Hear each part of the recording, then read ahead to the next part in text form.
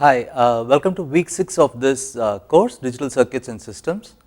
And in week 5, we saw a lot of things, and so there was quite a bit of contents about CMOS VLSI circuits, what the delay of a CMOS circuit is, and so on.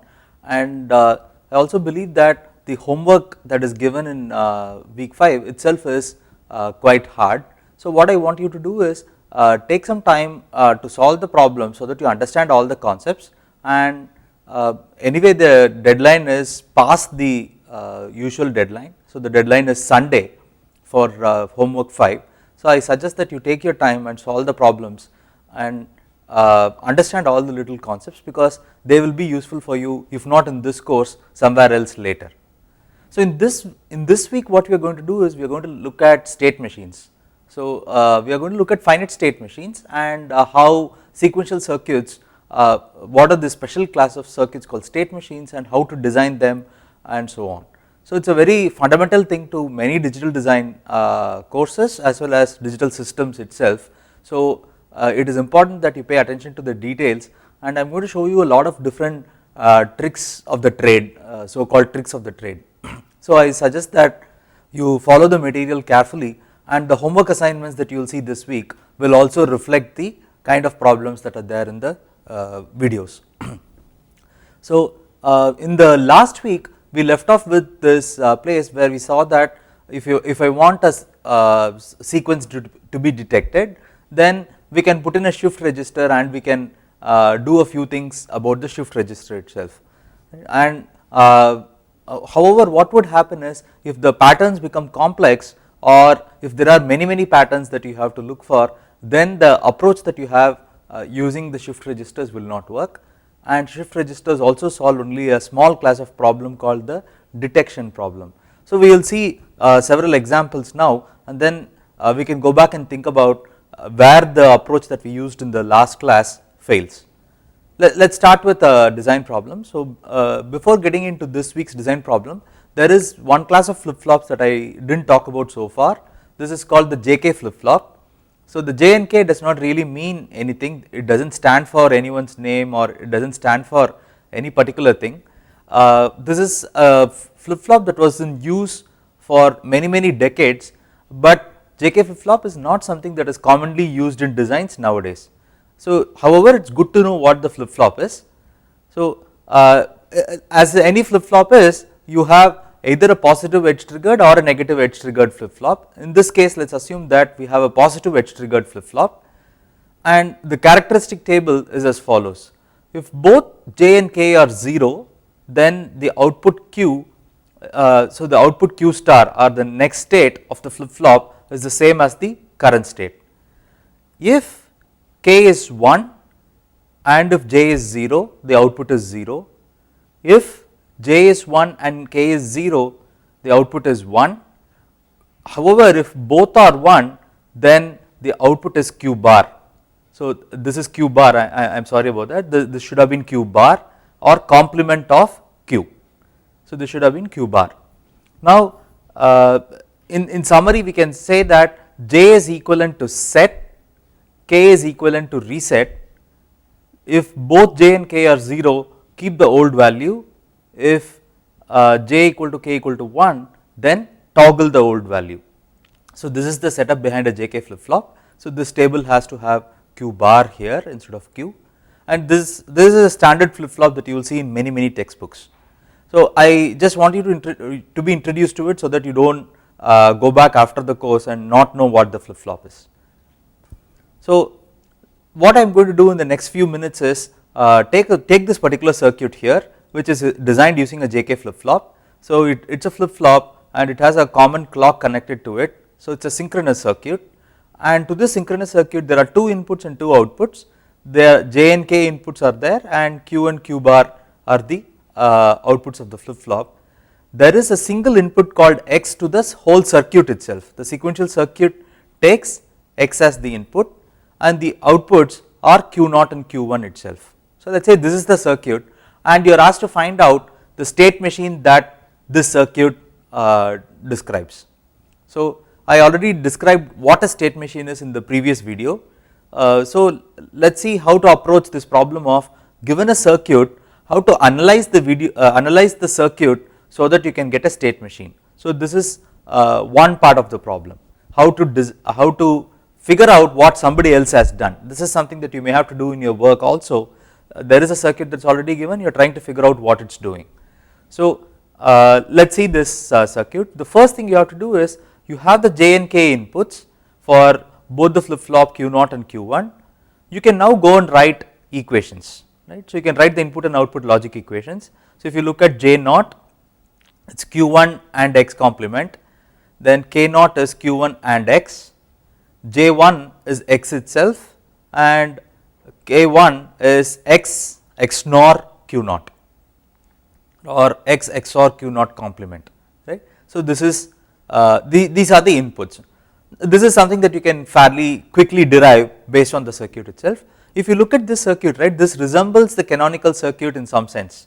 You have the state registers which are given by Q1 and Q0, and the input forming logic, so or the next state logic is here. So based on the current state and the current input, you drive J and K inputs. So these J and K inputs will get based on J and K, Q0 and Q1 will change in the next state. So if you supply current state here, then this logic takes care of forming the next state, and when the clock pulse comes in, the next state gets registered. There is no output forming logic here. Q0 and Q1 are directly given as output. So these are just wires, there is no gates there, there is just wires there. So it is a valid synchronous sequential circuit, and from the canonical model, the only thing that has degenerated here is there is no output logic explicitly, right. And to be more specific, since the output is Q1 Q0 explicitly, it is only the flip flops that are controlling the output. So this is actually a Moore machine. I mentioned this in the last video. This is actually a Moore machine where the output depends only on the states but not on the inputs directly. So this is a Moore machine. Now I want to find out what the state diagram for this is. So once you have the equations, so let us say I have this present state and the inputs. So you have the present states could be 0 0 0 1 1 0 or 1 1, because there are two flip flops, they can be in 4 different combinations, and x equal to 0 and x equal to 1 are two combinations of x. So overall from the input side we have x, q1 and q0. There are 3 inputs, which means there are 8 combinations. So these are 8 combinations, and if you go and look at what the output of the next state logic is, the next state logic actually drives J0, K0, J1, K1 based on Q1, Q0 and X. So based on these 3 inputs you derive J1, K1, J0, K0. So for instance, if I want to derive this column J1, J1 is X itself, so I take the value of X, put it there. K1 happens to be X XNOR Q0, so it is this column vector XORed with this column vector, and that is XNORed with the third column vector, so that is K1. Similarly you can derive J0 and K0. Now that you have J0 and K0 and J1 and K1, you can actually determine what the next state is going to be. So let us look at Q1 star and Q0 star, these are the next states. So if you place J1 K1 J0 K0 before the clock edge arrives, then when the clock edge arrives the J and K values are sampled. So your clock is the triggering signal, J and K values are sampled, and based on the semantic of J and K, whatever the values of J and K are, the flip flop values Q1 and Q0 will change. So let us see how this is going to happen. So let us take the very first one. So J1 is 0 and K1 is 0. So if I look at this combination, K1 is a 1, which means it is a reset. So whatever the value of Q1 is, you do not care about it, you have to reset. And if you look at J0 K0, it is 0 0. So 0 0 is keep the old value. If you go and look at the old value, it is 0 itself. So we have Q1 star is 0 and Q0 star is 0. Let us look at the next row. The next row says J1 K1 is both 0. If both are 0, then keep the old value is 0 itself. So, this is 0, and for J naught and K naught it says keep the value of the flip flop Q naught at the present, whatever the present state is, continue in the same state, right. So, 0 0 will take the present state which is 1 and you get 0 1 here. So, remember I am not doing this as a sequence. So, these are combinational inputs. For each of the combinational inputs for x q1 and q naught, the combinational circuit that drives j and k will drive these values, but when these values are put in as inputs to the jk flip flop, the jk flip flop in the next clock cycle will have this. So, the next clock cycle when I have 0 1 here, for instance, this is just saying that flip flop 1 will have a 0 and flip flop 0 will have a 1. Let us see the next one. So, J1 K1 is 0 1, which means whatever the value of Q1 is, do not care, but go and reset, right. So, 0 1 means K is equivalent for reset. So, reset Q1 flip flop and set Q naught flip flop. So, you have, when you reset Q1 flip flop it is 0, when you set Q naught flip flop it is 1. So, you get the state 0 1. If you continue this way, you can get all the other values of Q1 Q naught. So, that is what you have here so far. So, let us look at this particular row. So, in this particular row, if x is 1, Q1 is 0 and Q naught is 1, J1 K1 are both 1. So, when both are 1, toggle 0, that gives you a 1, and J naught K naught happen to be 0 from the equations. This keeps the old value itself, which is 1. So, that is what it is. And in this circuit there is no output, so we just leave this as a blank column.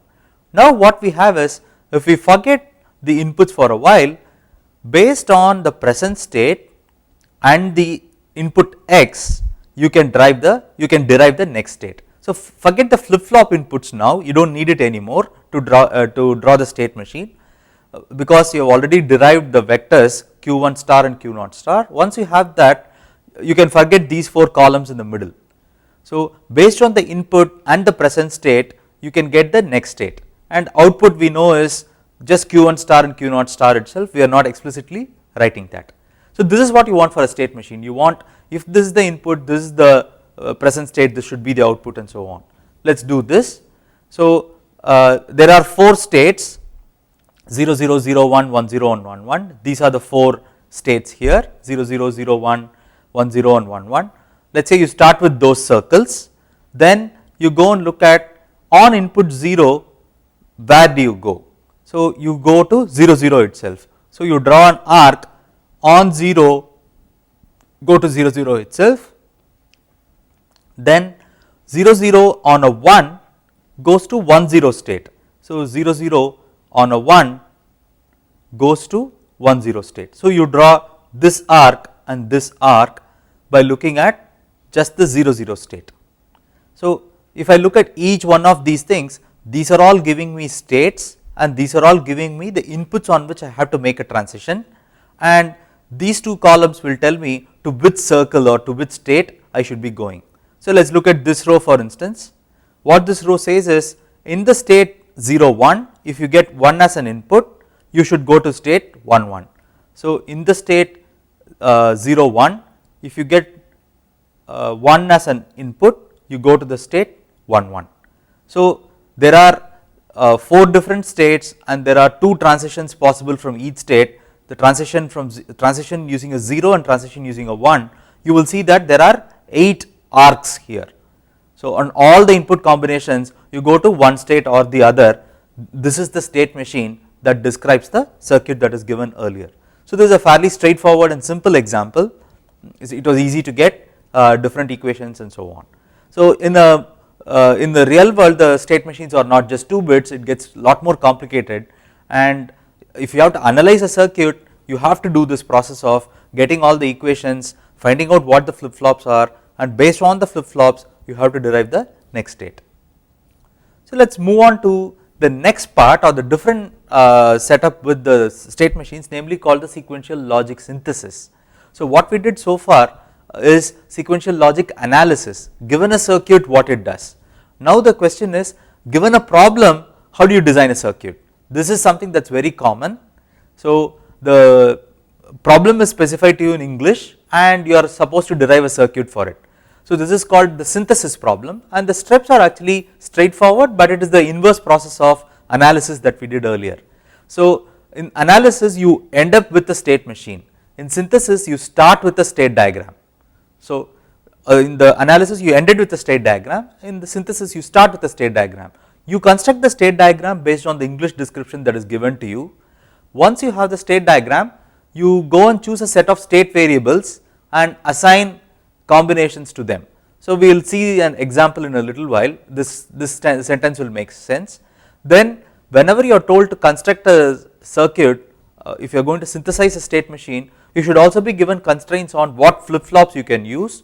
So, use the flip flops excitation table and derive the transitions and get the Boolean equations for it and draw the logic diagram. So, these are 5 different steps, but we will see them one after the other in a little while. So, this slide is there so that you can go back and look at the steps and see how to do it for a problem by yourself.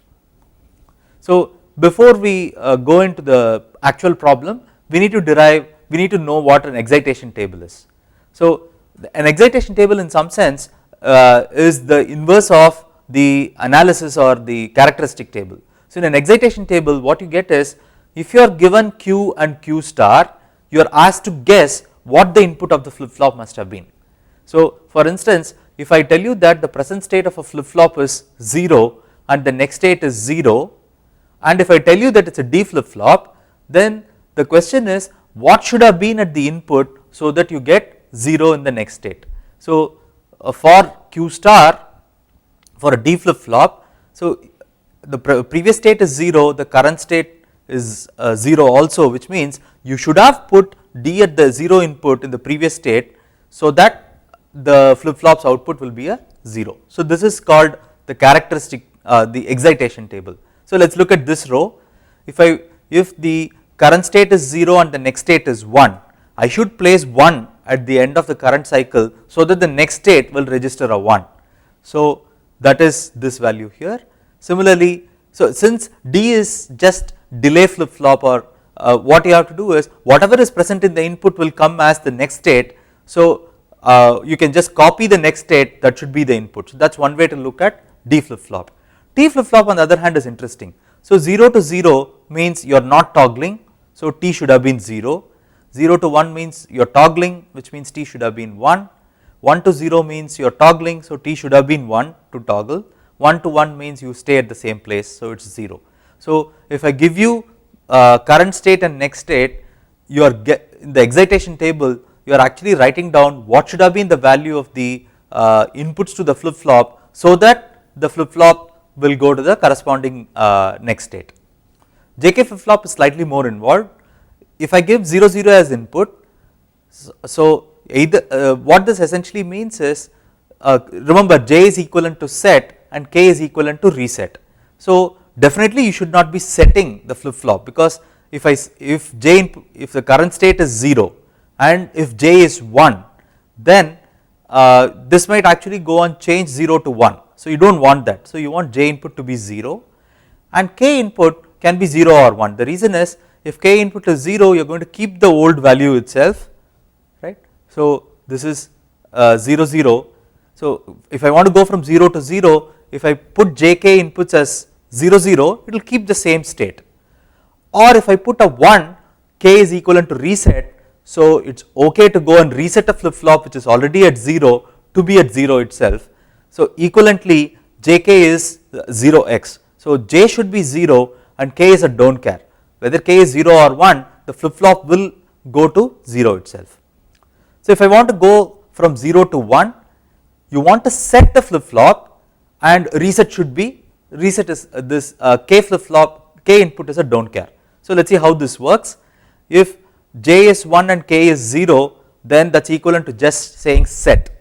So, Q will go to 1. If J is 1 and K is 1, that is equivalent to saying toggle the flip flop. So, when you toggle from 0, you go to 1. So, that is equivalent to 1x. Similarly, going from 1 to 0 requires a x1 and 1 to 1 requires a x0. So, you can forget these two columns in the middle, Q, Q star, J, K, the excitation table is this table without this J and K columns in the middle. So that is the excitation table for a JK flip flop. So let us take a small example. Let us design a 2-bit binary counter using D flip flops. The state diagram is very simple here. So 0 0, in the next clock cycle it should go to 1, in the next clock cycle it should go to 1 0, in the next clock cycle it should go to 1 1, and finally it should go to 0 0. So there is no input here, and the transition means on every clock pulse you go to the next one. Let us see how to go about doing this. So let us look at how to use this information and derive a circuit. So we have the present state Q1 and Q0, and we have the next state Q1 star and Q0 star. So from 0 0 you want to go to 0 1, from 0 1 you want to go to 1 0, from 1 0 you want to go to 1 1, and from 1 1 you want to go to 0 0. Now we have to do the inverse process or using the excitation table. If I want to go from 0 to 0 for this flip flop Q1, then I should have placed D1 at the input. So that is what the excitation table gives us, right. Excitation table for D flip flop would tell us if I want to go from 0 to 0 I should place a 0, if I want to go from 0 to 1 I should place a 1. So let us look at this row. This one is suggesting that if this Q1 flip flop should go from Q0 to 1, which means you should place 1 at the input so that it can go from 0 to 1, and for Q0 it says it should go from 1 to 0, and if you want to go from 1 to 0 then D0 must be 0. So you can derive this and this using the 4 columns here. So once you get these 4 entries here, so remember this actually happens in combination, right. So Q1 Q0 is going from 0 0 to 0 1, it would go from 0 0 to 0 1 if you place 0 in D1 input and 1 at D0 input. Similarly Q1 Q0 will go from 1 1 to 0 0 if you place D1 at 0 and D0 at 0. So that is the meaning of this table. Once you have D1 and D0, you can forget this these 2 columns about the next state, because we want the relationship between present state and the flip flop inputs. Automatically flip flop inputs will dictate what the next state is. So you look at the 4 combinations in terms of Q1 Q0, and you look at D1, you get a corner map for it, D0 get a corner map for it. So the corner map entries are shown here and the groupings are also shown here. So it looks like D0 is Q0 complement and D1 is Q1 XOR Q0. So that is derived from these 2 vectors here. Once you have these 2 vectors, then now we are ready to go and do a circuit. We know how to do combinational circuits, right. So we will go and do a combinational circuit. So I will put the circuit here. So there is a flip flop, there are 2 flip flops Q0 and Q1, and the D0 of Q0 flip flop should be Q0 complement, and the D1 of Q1 flip flop should be Q0 XOR Q1. So that is what you have here, and if your flip flops Q and Q bar can both be tapped, then you can connect this directly here. If Q bar cannot be tapped, then you need to take this, put an inverter, and that will give you Q0 bar. And in this circuit Q0 and Q1 are directly going to the external world. So you can see that now this is resembling the canonical circuit, except that, so you have a state register, you have the input forming logic, there is no output forming logic, it is just the wire. So it is resembling the canonical circuit except that you do not have the output forming logic, and the input forming logic on this line is either the line itself or it should be an inverter. So the combination is the input forming logic and the combination for this is the output forming logic. So what we did is something very simple. We started with analysis and now what we did is synthesis. So given a design problem, you draw the state machine for it. Once you draw the state machine, you know the state machine has these labels. You put the present state and next state, use the current whatever flip flop you have, derive the inputs, the D inputs in this case, and you take the D inputs and then you do the corner map, you get this. So what I suggest is you try and do the same thing with T flip flop. So do the same counter with a T flip flop. So the only thing that will change is this flip flop inputs T1 and T0, you should look at the excitation table for the T flip flop. See, I will suggest that as a homework, and so this brings me to the end of this module. So in the next module what we will do is we will look at the state machines in a lot more gory detail. So this is just a sample for state machines. In the next few videos you will see that the state machines are discussed in a lot more detail and in a lot more rigor, but do this little homework before you move to the next video. Thank you, and I will see you soon.